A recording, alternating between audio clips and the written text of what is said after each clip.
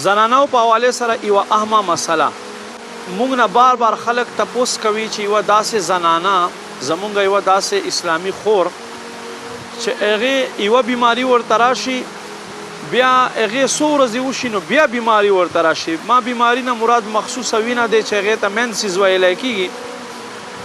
نو آیا دی به په دې ورځو کې مونځ کوي که به نه کوي؟ که په روژې کې دې سره داسې بار بار دې ته وینه ښکارېږي نو دی به مونځ کوي که به نه کوي؟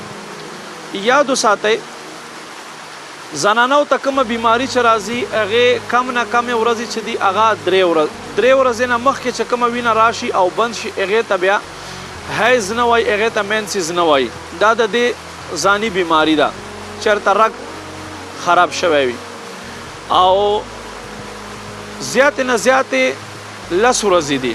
هرې زنانه ته خپل عادت معلوم وي 15 ورځې یا 9 ورځې یا 9 ورځې.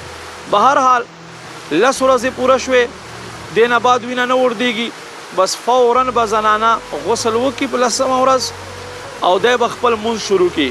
که میاشت د روژې وي خپلې روژې به شروع کړي.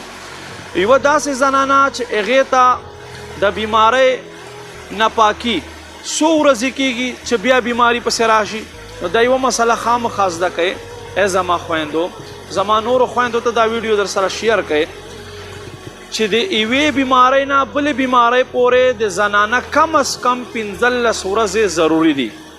که چېرته 15 ورځې نه وي تېرې شوې او یوې زنانه ته بیا بیماري راغله